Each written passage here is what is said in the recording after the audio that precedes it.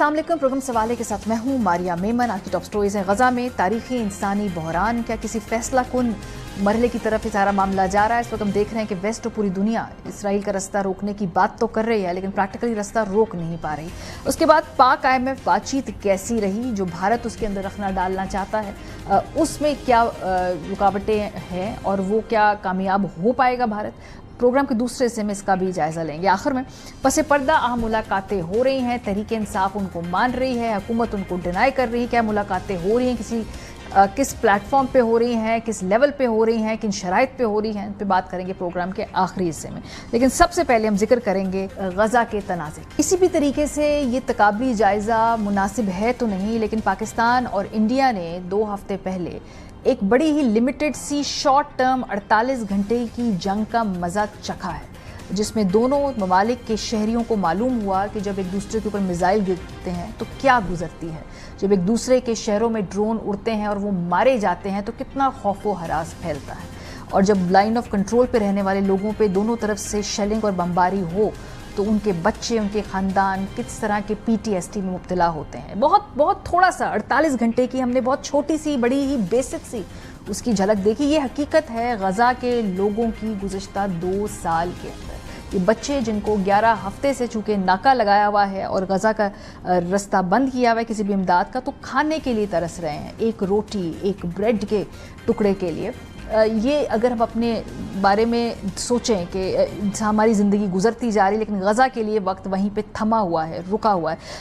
अक़वाम मुत्तहिदा के खदशात जो हैं वो बढ़ते जा रहे हैं। इस हवाले से BBC ने एक स्टोरी की है, उसके मुताबिक गज़ा में इसराइल की लगाई गई 11 हफ्ते की तवील नाकाबंदी के ख़ात्मे के बाद जुमेरात को अक़वाम मुत्तहिदा के ताउन से 90 ट्रकों पर मुश्तमिल इंसानी इमदाद पहुँचाई तो गई है, लेकिन अक़वाम मुत्तहिदा के मुताबिक इमदाद में ताख़ीर की वजह इसराइली फ़ौज की जानिब से मंजूर शुदा वाहिद रास्ते पर सिक्योरिटी का ना होना है। अक़वाम मुत्तहिदा को खदशात हैं कि मौजूदा इमदाद गज़ा में वसी पैमाने पर मौजूद ज़रूरियात को पूरा करने के लिए मुकम्मल तौर पर नाकाफ़ी है।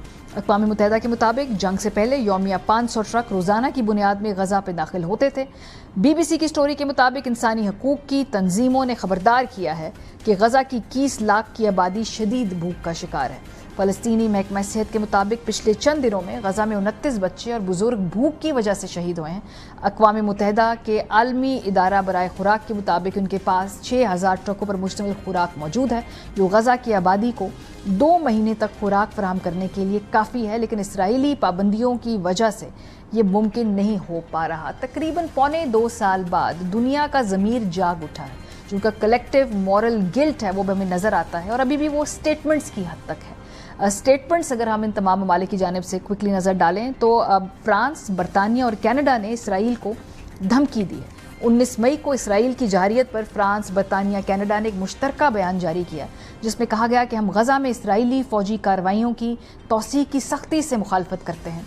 तीनों ममालिक ने करार दिया कि इसराइल की जानिब से यह ऐलान मुकम्मल तौर पर नाकाफ़ी है कि वो गज़ा में महदूद पैमाने पर खुराक दाखिल होने देगा। मुश्तरका बयान में तीनों ममालिक ने इसराइली हुकूमत से मुतालबा किया कि वो गज़ा में फ़ौजी ऑपरेशन बंद करे और इंसानी इमदाद को गज़ा में दाखिल होने की इजाज़त दे। तीनों ममालिक ने हमास से ये भी मुतालबा किया कि वो इन तमाम इसराइली यरगमालियों को फ़ौरी रिहा करे जो 7 अक्टूबर 2023 से उनकी कैद में है। इसराइल की जानिब से शहरियों को बुनियादी इंसानी इमदाद की फरहमी रोकना नाकाबिल कबूल है और ये बैनुल अक़वामी इंसानी कानून की खिलाफ वर्जी है।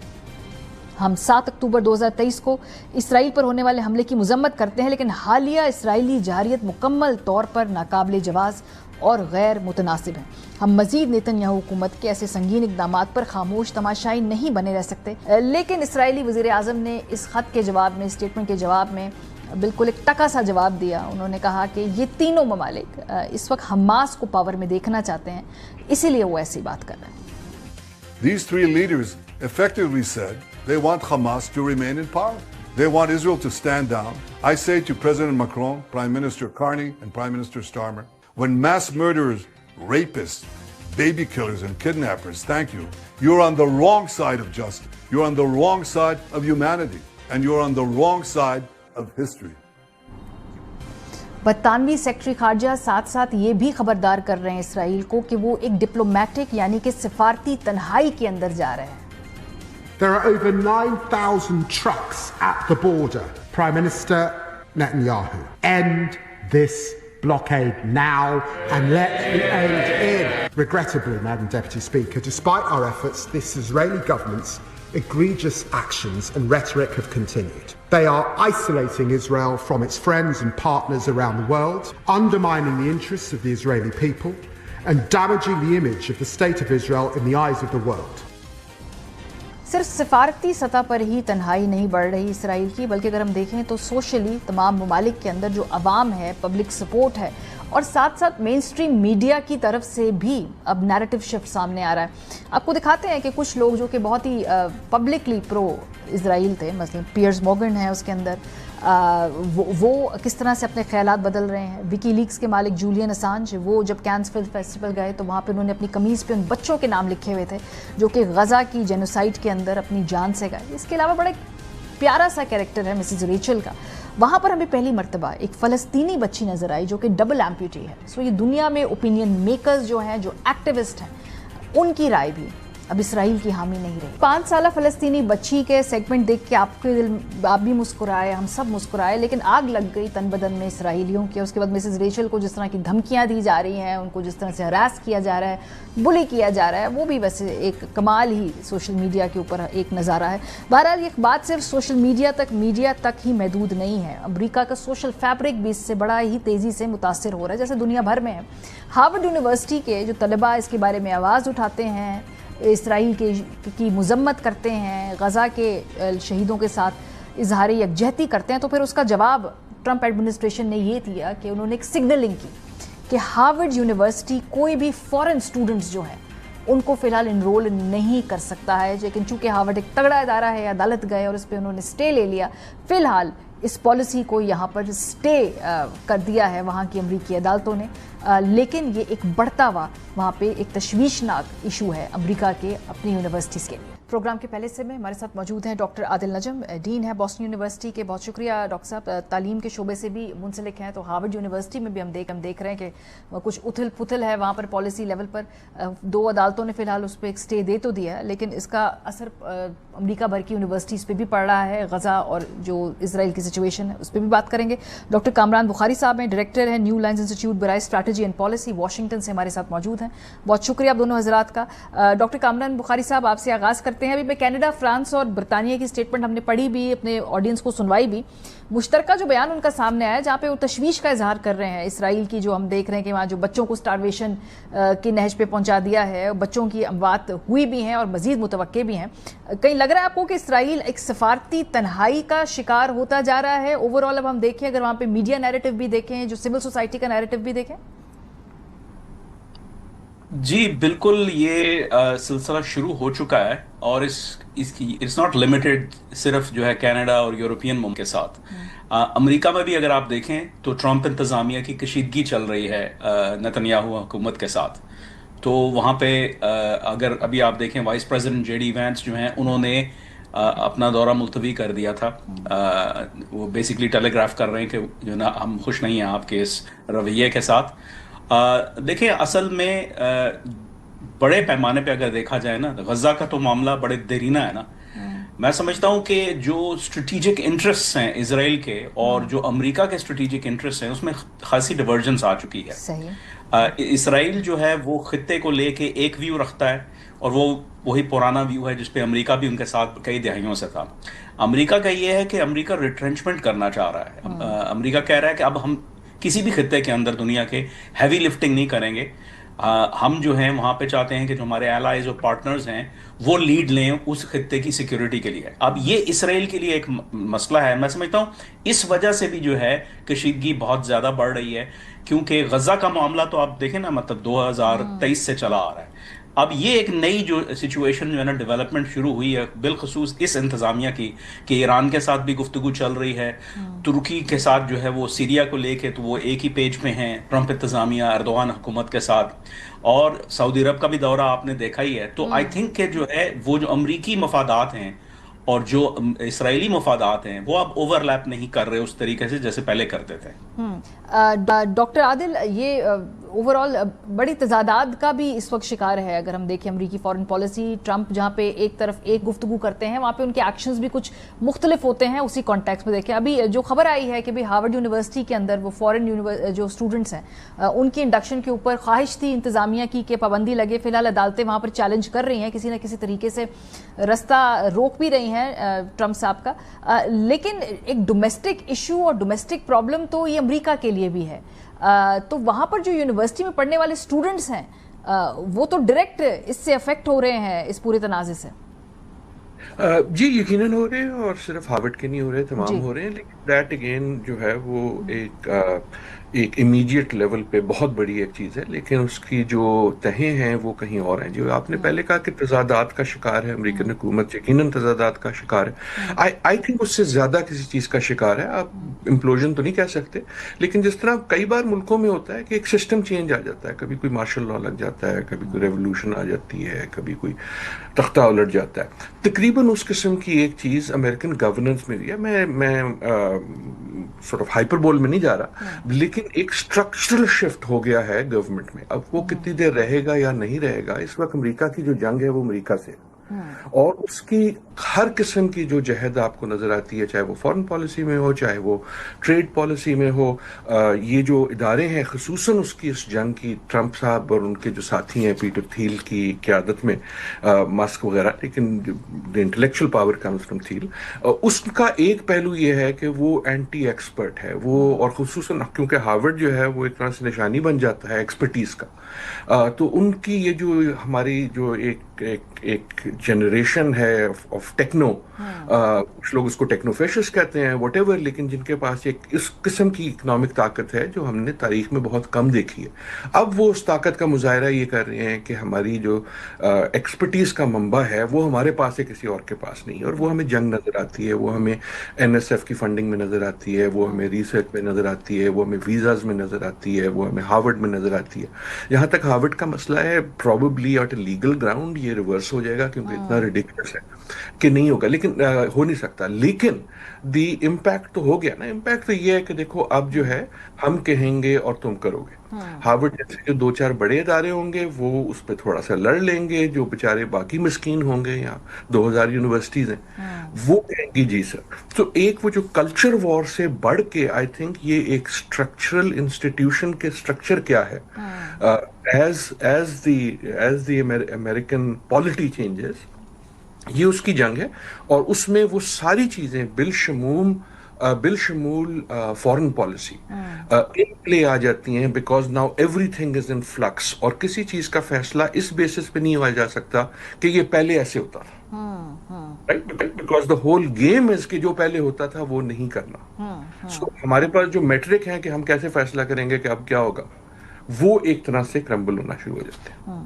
اور کوئی مینول نہیں ہے. جس طرح سے دنیا میں تبدیلی آ رہی, کسی کے پاس کوئی مینول نہیں ہے, کسی کے پاس کوئی بلو پرنٹ نہیں ہے, کسی کے پاس کوئی ماضی کی تقلید کی مثال نہیں ہے. نئی مثالیں اس وقت رقم ہو رہی ہیں. ڈاکٹر کامران, آپ کی طرف بڑھتی ہوں, مشرق وسطیٰ کا بھی دورہ کر کے آئے صدر ٹرمپ, اور ظاہر سی بات ہے اسرائیل کا ایشو اگر وہ بالکل پبلکلی ڈسکس نہ بھی ہوا ہو یا اس حوالے سے کوئی بڑی اسٹیٹمنٹ سامنے نہ بھی آئی ہوں, لیکن دس از اے ایلیفنٹ ان دا روم. آپ کو لگتا ہے صدر ٹرمپ کے مشرق وسطیٰ کے اس دورے کے بعد کچھ امید افزا آپ دیکھ رہے ہیں کہ پیش رفت ہوگی اس میں, یا کیونکہ اسرائیل تو ڈٹا ہوا ہے ڈٹائی کے ساتھ کہ نہیں وہ اس کو انفنش بزنس سمجھے گا, لیکن کیا آپ کو لگتا ہے کہ کچھ فرق پڑے گا؟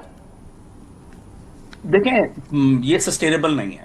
یہ سچویشن جو اسرائیل کی جو اس وقت جو رویہ ہے یہ ایک بہت غیر معمولی ہے, کیونکہ اس وقت جو برسر اقتدار جماعت ہے یا جو دھڑا ہے وہ فار رائٹ کا ہے, اور وزیر اعظم بنجمن نیتن یاہو جو ہیں وہ اس کی قیادت کر رہے ہیں. لیکن یہ جو دھڑا ہے اس کی اپنے ہی اسرائیل کے لوگوں کے ساتھ بھی ایک کلیش چل رہا ہے, اور یہ کلیش ابھی کا نہیں ہے, یہ کلیش اکتوبر 7 2023 سے پہلے کا, یعنی جب حماس نے حملہ کیا تھا اس سے پہلے اگر آپ کو یاد ہو تو سال سے اوپر سے مظاہرے چل رہے تھے نیتن یاہو کے خلاف. تو وہ دیکھیں وہ ختم تو نہیں ہو گیا نا, بیچ میں جنگ آ گئی, وہ اس میں ایک التوا آ گیا اس تحریک میں, لیکن اب چونکہ اب جنگ کے جو ہے نا اب ختم ہو رہی ہے, اب جنگ جو ہے مزید کیا جنگ کریں گے, تو وہ اب چیزیں وہ ساری جو اسرائیلی معاشرے کے اندر دراڑیں ہیں وہ سامنے آ رہی ہیں. عادل نے ابھی امریکہ کی جو America is at war with itself بالکل صحیح کہا, وہ اسرائیل میں بھی ہم دیکھ رہے ہیں.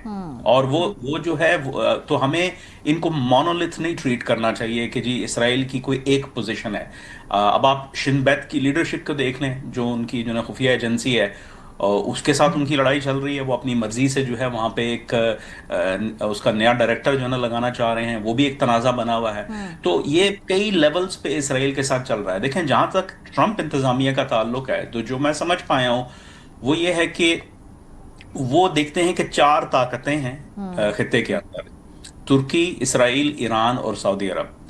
چاروں کو کس طریقے سے بیلنس کیا جائے, اور یہ بہت مشکل کام ہے, کیونکہ نہ صرف جو ہے امریکہ کے ہر پلیئر کے ساتھ جو ہے اختلافات ہیں, بلکہ ان کے آپس کے بھی بڑے گہرے اختلافات ہیں. لیکن جو بلو پرنٹ اگر آپ اسے کہنا چاہیں تو وہ جو ایک رف سا ہے وہ یہ ہے کہ دیکھیں ایران کا یہ ہے کہ بھائی ایران اگر آپ نیوکلیئر ویپن سے دستبردار ہو جاتے ہیں تو پھر ہم آپ کے ساتھ بزنس کر سکتے ہیں. تو وہ ایک اسٹریم چل رہی ہے کہ بھائی آپ جو ہے دیکھیں اب آپ لیوانٹ میں تو ہے نہیں ہے, سیریا لبنان سے آپ کے جو اثر رسوخ ہے وہ اکھڑ گیا ہے, اور آپ کا اثر رسوخ عراق میں ہے, ٹھیک ہے آپ وہاں رہیں, لیکن حوتیوں کے ساتھ بھی آپ کا ہے یمن کے اندر, لیکن وہاں آپ انٹرنیشنل شپنگ کو انٹرڈکٹ نہیں کر سکتے.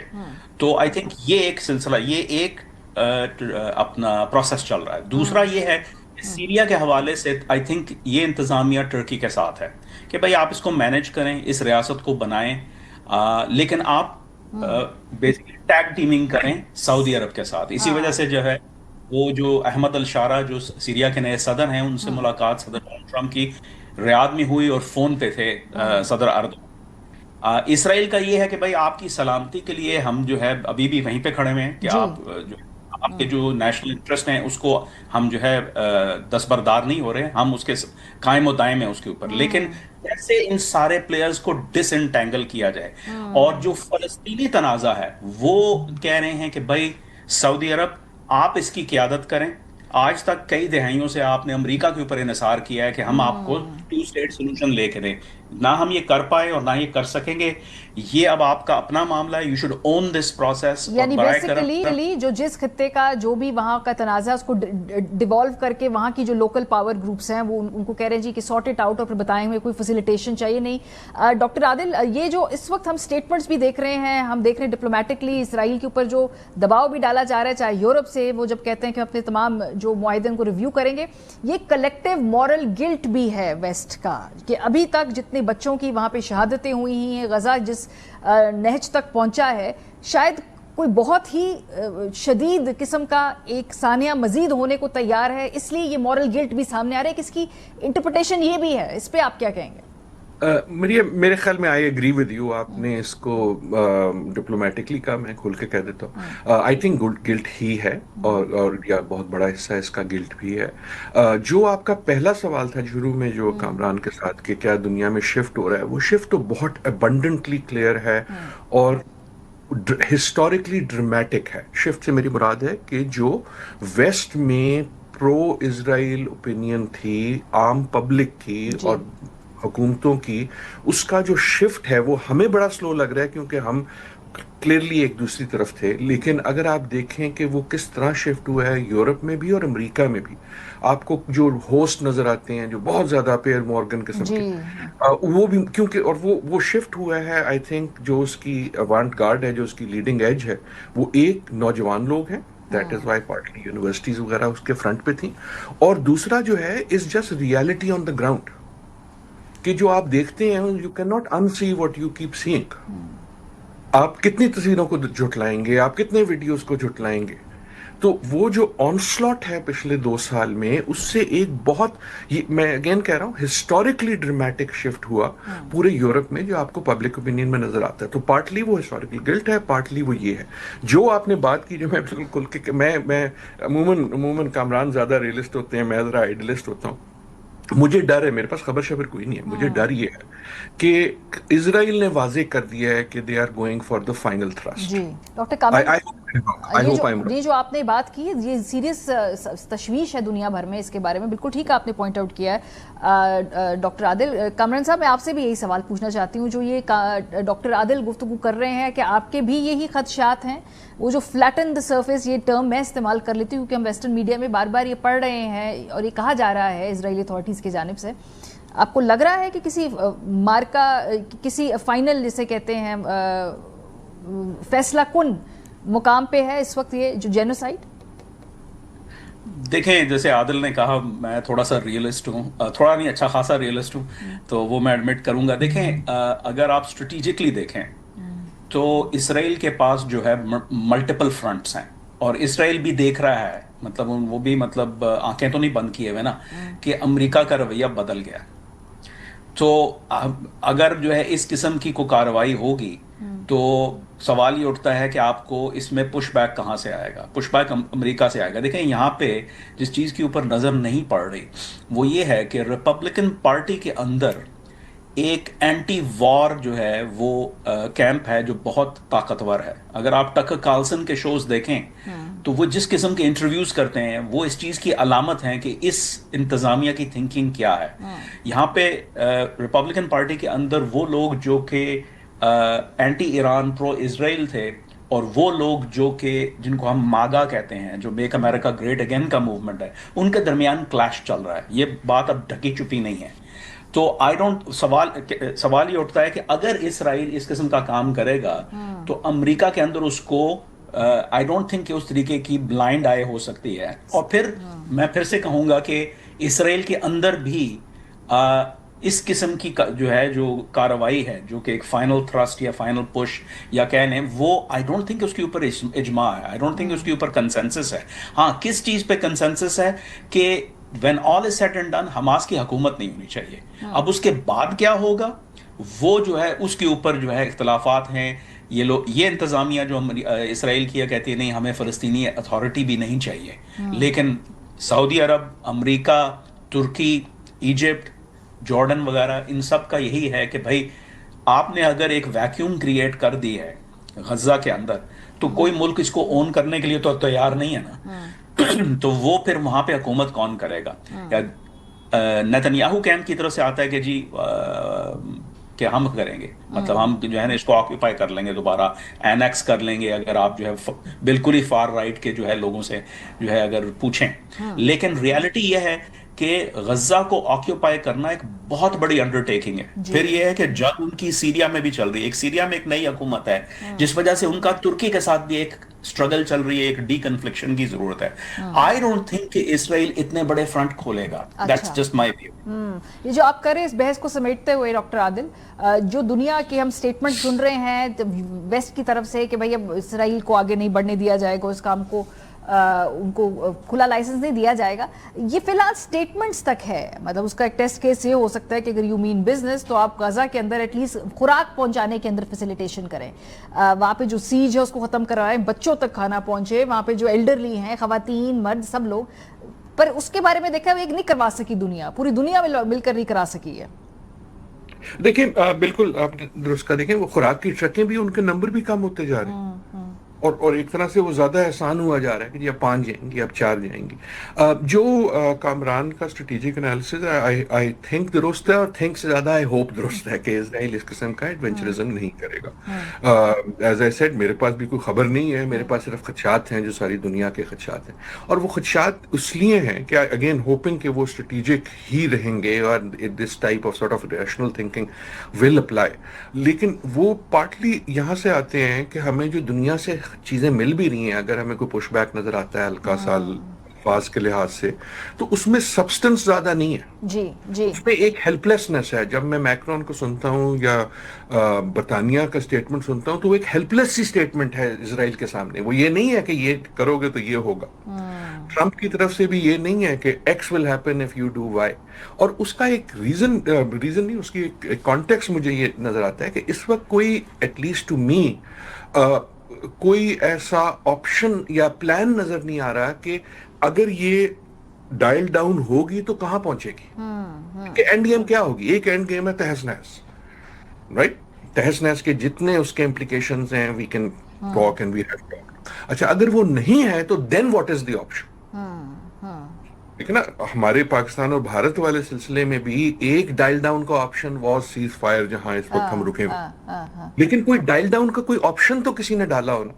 اس وقت ہمیں کسی بڑی طاقت سے کوئی ڈائل ڈاؤن کی ریئلسٹک یا سیمی ریئلسٹک آپشن نظر نہیں آ رہی. ہمیں مشرق وسطیٰ سے باقی ممالک سے کوئی ڈائل ڈاؤن کی آپشن نظر نہیں آ رہی. کوئی کہتا ہے نا کہ اچھا یوں کر لو، پھر آپ اس پہ کوئی، اور اسرائیل سے ہمیں بالکل نظر نہیں آ رہی. So part of the desperation comes from this, کہ یہ جس کو میں ہیلپ لیسنس کہہ رہا ہوں کہ ایک قیامت ہم سب کے سامنے گزر رہی ہے جی اور ہم منہ کھول کے ان بالکل ہکے بکے کھڑے ہو کے جو ہے نا اور بہت شکریہ، قیامت کو ہوتے ہوئے دیکھ رہے ہیں بالشمول بڑی طاقت. بہت شکریہ. اور یہاں سر وہ قیامت ہمارے سامنے ہو رہی ہے، بلکہ وہ ٹیلی وائز بھی ہو رہی ہے اور وہ ڈاکیومنٹ بھی ہو رہی ہے اور وہ آرکائیو بھی ہو رہی ہے. پوری دنیا کے لیے ایک ہمیشہ کے لیے یہ ہسٹری کا حصہ بھی رہے گا. بہت شکریہ ڈاکٹر عادل نجم صاحب. ڈاکٹر کامران بخاری صاحب ہمارے ساتھ موجود تھے. بریک پہ جائیں گے. جب واپس آئیں گے IMF کے حوالے سے جو پروگرام ہے بھارت اس میں خلل بھی ڈالنا چاہتا ہے، اس کے علاوہ FATF کو بھی اپروچ کرنا چاہتا ہے. یہ کتنا ممکن ہے؟ بریک کے بعد ہم ہمارے ساتھ شہباز رانا ہوں گے، ان سے بات کریں گے. ہمارے ساتھ رہیے. Welcome back. تھوڑی سی نظر معیشت کے معاملات پر بھی ڈال لیں. IMF کا جو دورہ پاکستان ہوا اس کا باقاعدہ اعلامیہ جاری ہوا ہے. IMF مشن کا دورہ پاکستان مکمل ہو گیا. دورے کے دوران ہونے والے مذاکرات کا اعلامیہ جاری. اعلامیے میں کہا گیا ہے کہ IMF وفد کا دورہ پاکستان 19 مئی کو شروع ہوا. IMF وفد کی قیادت نیتھن پورٹر نے کی. پاکستان کے ساتھ حالیہ معاشی صورتحال، قرض پروگرام پر عمل درآمد اور آئندہ بجٹ پر مذاکرات ہوئے. پاکستان کے ساتھ مذاکرات تعمیری رہے. اعلامیے کے مطابق پاکستان نے مالی استحکام اور سماجی اخراجات کے تحفظ کا عزم دہرایا. آئندہ مالی سال کے دوران پرائمری سرپلس GDP کے 1.6% تک لے جانے کے اوپر اتفاق ہوا ہے. اعلامیے کے مطابق پائیدار ترقی اور یکساں کاروباری مواقع کی بہتری کے لیے اصلاحات زیر غور آئیں. مہنگائی پر قابو پانے کے لیے سخت مانیٹری پالیسی جاری رکھنے اور مہنگائی کو 5 سے 7% کی سطح پر برقرار رکھنے پر زور دیا گیا. IMF اعلامیے میں کہا گیا کہ دورہ پاکستان میں وفاقی اور صوبائی حکومتوں کے تعاون کے مشکور ہیں. تعمیری بات چیت کرنے پر حکومت پاکستان کی کوششوں کو سراہتے ہیں. پاکستان کے معاشی پالیسی میں استحکام کے لیے کاربند رہنا قابل ستائش ہے. پاکستان کے ساتھ بات چیت مثبت انداز میں آئندہ بھی جاری رہے گی. اس سے پہلے آپ کو یاد ہوگا کہ بھارت نے IMF پروگرام کی جو ہماری ٹاکس ہو رہی تھی اس کو ڈسٹرب کرنے کی کوشش کی، لیکن بہرحال اس کے باوجود بھی قرض کی $1 ارب کی قسط جو ہے وہ اس کے بعد جاری بھی ہوئی ہے. بلکہ اس کے علاوہ دوبارہ ہم سن رہے ہیں کہ بھارت پاکستان کو FATF کی گرے لسٹ کے اندر ڈالنے کے لیے بھی ڈپلومیٹک کوششیں کرے گا اور اپوز کرے گا ورلڈ بینک کی فنڈنگ کو. تو یہ ابھی کچھ چیلنجز پاکستان کے لیے آگے دیکھ رہے ہیں کہ مانیٹری اور ڈپلومیٹک فرنٹ پہ ہیں. ہمارے ساتھ پروگرام کے حصے میں شہباز رانا صاحب ہیں، سینئر صحافی، معاشی تجزیہ کار موجود ہے. بہت شکریہ ہمیں جوائن کرنے کے لیے. IMF میں ہم دیکھ رہے کہ بھارت نے وہاں پہ بھی کوشش کی. اب FATF کے حوالے سے بھی خبریں ہیں کہ وہ کوشش کریں گے، رابطہ کرے، ورلڈ بینک کی فنڈنگ رکوانے کی کوشش کریں. اس وقت بھارتی لابی تو بھرپور طریقے سے پاکستان کے IMF پروگرام اور جتنی بھی ہماری انٹرنیشنل کمٹمنٹس ہیں اس کو روکنے کی کوشش کر رہی ہے ایز پر سی. تو کیا آپ کو لگتا ہے کہ FATF کے معاملات میں بھی ویسا ہی مور اور لیس جواب ملے گا جیسے کہ IMF نے ایک شٹ اپ کال دی بھارت کو؟ دیکھیں، جب پہلے پاکستان کو اس میں FATF کی گرے لسٹ میں ڈالا گیا تھا تو اس وقت کچھ یورپین اور مغربی ممالک نے بھارت کا ساتھ دیا تھا. اس وقت اگر آپ اوور آل صورتحال دیکھیں جو 22 اپریل کے بعد بنی ہے، جو بھارت کا بیانیہ وہ دنیا میں اس طریقے سے ایکسیپٹیبل نہیں ہے. بہت سارے ممالک ایون کے جو سمجھے جاتے تھے کہ امریکہ جیسے کنٹریز جو بھارت کے بہت قریب ہے وہ بھی پبلکلی اب بھارت کو امبیرس کر رہے ہیں. پریزیڈنٹ ڈونلڈ ٹرمپ کی سٹیٹمنٹس آپ دیکھ رہے ہیں. تو FATF کی گرے لسٹ میں پاکستان کو دوبارہ ڈالنا یہ کوئی اتنا آسان نہیں ہوگا. آلدو وہ کوشش کر سکتے ہیں ان کا جو ایشیا پیسیفک کا جو آفس ہے اس کے through. But the point here is کہ پاکستان کو کیا کرنا ہے. وہ دشمن ہے. میں تو آج سے نہیں کئی سالوں سے یہ بات کہہ رہا ہوں کہ بھارت ایک دشمن اور اس نے تو اپنی اسٹریٹجائز کرنا ہے ایسی چیزوں کو جہاں سے پاکستان کا نقصان پہنچا سکے. ہم نے کیا کرنا ہے؟ ایک چیز مس ماری جس کے اوپر بات کرنے کی ضرورت ہے کہ جو ہم غیر ملکی قرضے لیتے ہیں کیا ہمیں ان قرضوں کی ضرورت ہے؟ جہاں تک تو IMF के प्रोग्राम की बात है, बिल्कुल हमें जो हमारे हालात है इकोनॉमी के, हमें IMF के प्रोग्राम की ज़रूरत होती है, इसलिए भी कि IMF का जो लोन है वो तो कोई इतना ज़्यादा नहीं है, $7 अरब का कर्जा है, 3 साल में मिलेगा। स्टेट बैंक ऑफ पाकिस्तान 1 साल के अरसे में उन्होंने 11 से 12 अरब डॉलर मार्केट से खरीद लिया है। लेकिन उसके साथ जो UAE का पैकेज है, जो कैश डिपॉजिट है, सऊदी अरब का कैश डिपॉजिट है, चीन का कैश डिपॉजिट है, वो फिर गारंटी मांगते हैं जी कि IMF गारंटी करे, IMF के अम्ब्रेला के नीचे हम देंगे ताकि हम डिसिप्लिन रहें। तो अगर हम अपना सेल्फ डिसिप्लिन इंश्योर कर सकें तो शायद हमें IMF की अम्ब्रेला की जरूरत ना पड़े इन फ्यूचर। दूसरी चीज जो ज्यादा इंपॉर्टेंट है, मैं जो वर्ल्ड बैंक की लैंडिंग है ना काफी अरसे से देख रहा हूँ, वर्ल्ड बैंक के जो कर्जे हैं पाकिस्तान के लिए वो कोई इतने प्रोडक्टिव नहीं है, उसमें बेतहाशा ज़िया है। तो वर्ल्ड बैंक की लैंडिंग, अब एक हमें सपोर्ट मिलती थी बजट के हवाले से, जो बजट फाइनेंसिंग के लिए, बजट सपोर्ट के लिए, ये जो माली साल खत्म हुआ इसमें बजट सपोर्ट में वर्ल्ड बैंक ने हमें कोई पैसा नहीं दिया। अगला जो माली साल है, अगर आप IMF की रिपोर्ट देखें उसमें अगले माली साल के लिए भी वर्ल्ड बैंक की बजट सपोर्ट 0 दिखाई हुई है IMF ने।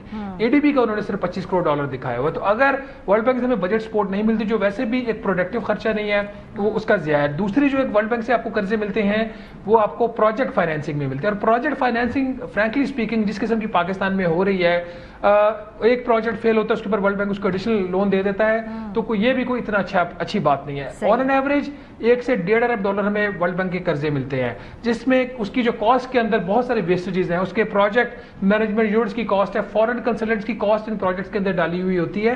तो हमें सेल्फ रिलायंट होना पड़ेगा ताकि इस किस्म की जो वल्नरेबिलिटीज हैं जिसको कल भारत एक्सप्लॉइट कर सके, उसको हम खुद ही एड्रेस करें। फेयर इनफ, चूंकि आप यहाँ पे हैं, आपके भी दिल के बहुत करीब ये टॉपिक है, मैं भी इसके बारे में बहुत प्रोग्राम्स कर चुकी हूँ। बजट आ रहा है, टैक्स नेट को बढ़ाना है, तनख्वाहदार तबका, पिछले साल हमने जितना टैक्स दिया है, हम सबको मेरा ख्याल है एक अवार्ड मिलना भी चाहिए है, जो तनख्वाहदार तबके जिस तरह से उठाया है मईशत का बोझ। इस मरतबा आप देख रहे हैं कुछ रिलीफ मिल रहा है, क्योंकि IMF कह तो रहा है टैक्स नेट को बढ़ाएं, तो वो किसकी जेब से निकलेगा, हमारी आपकी?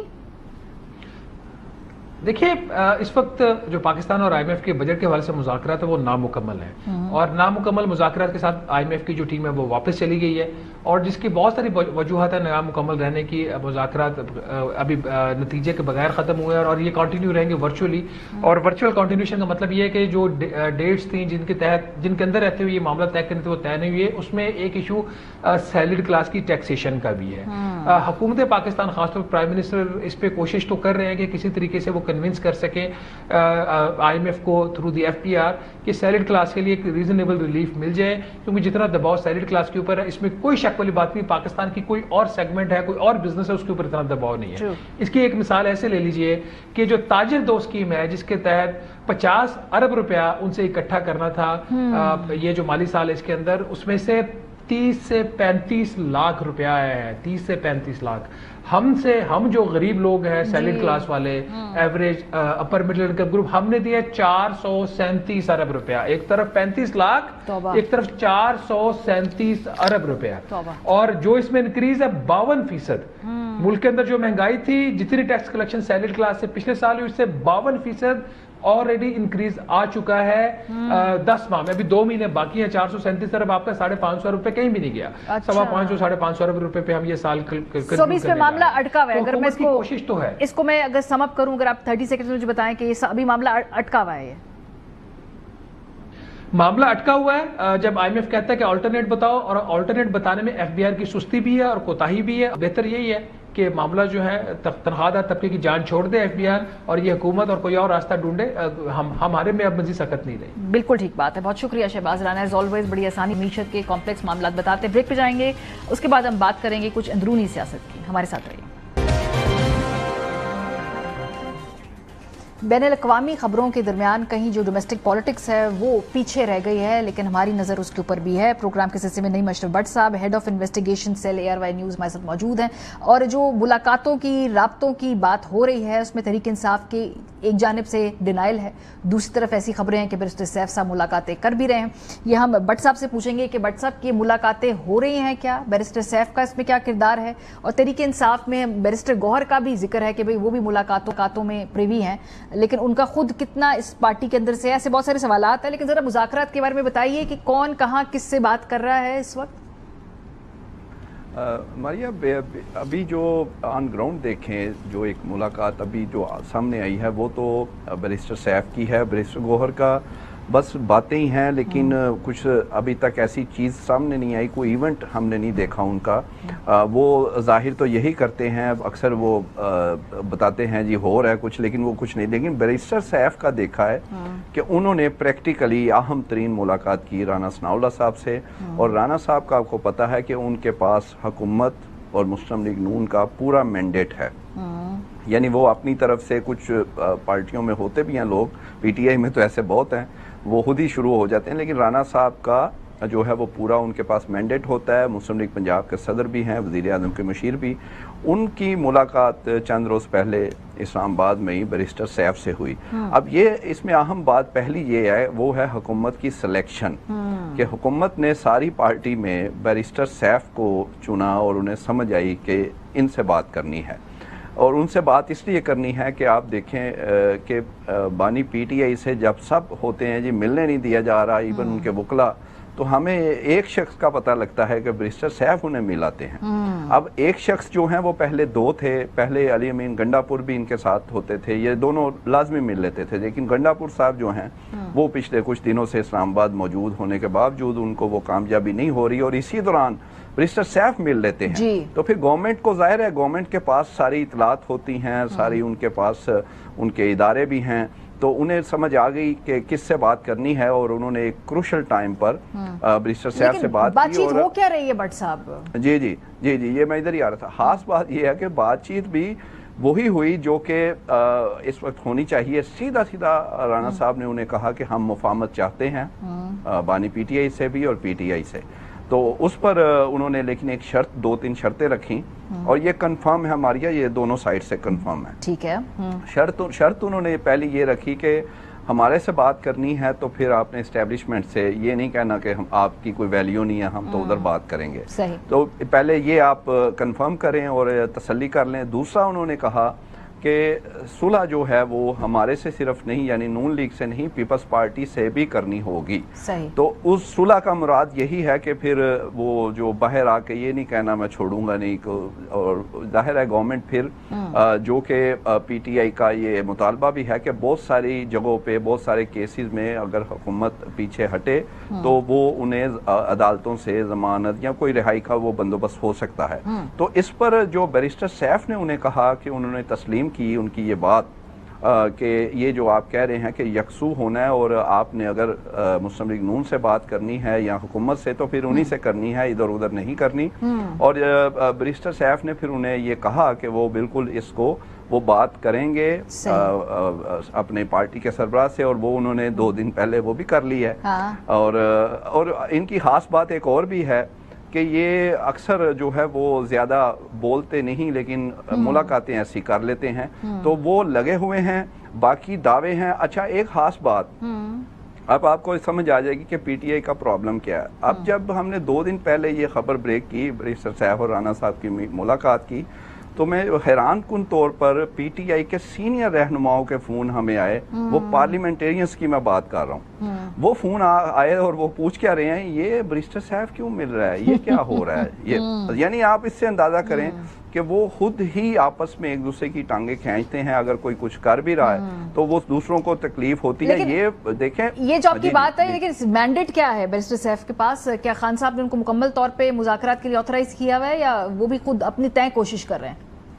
جی وہ مینڈیٹ کا آپ ادھر سے اندازہ کر لینا کہ جو پہلے بھی بات ہوئی کہ جب سب پہ پابندی ہوتی ہے، نہیں مل سکتے تو وہ مل لیتے ہیں. اور پھر ابھی تک کبھی بانی پی ٹی آئی نے کئی لوگوں کو دیکھیں جو دعوے کرتے تھے، اس میں مروت صاحب اور بہت سارے لوگ ہیں، وہ سارے آؤٹ ہو گئے ہیں. سب کو خان صاحب نے کہہ دیا کہ آپ تو آرام کرو. لیکن بیرسٹر سیف کا کسی طرح بھی ہمیں یہ کوئی ایسی پیغام یا چیز نہیں، بلکہ انہیں کہا جاتا ہے ٹھیک ہے.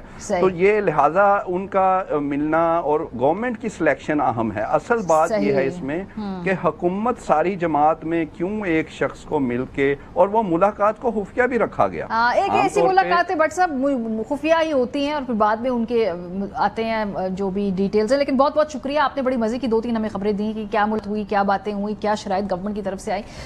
پروگرام کا وقت ختم ہو گیا. اپنا فیڈ بیک دینا مت بھولیے گا. خیال رکھیے. خدا حافظ.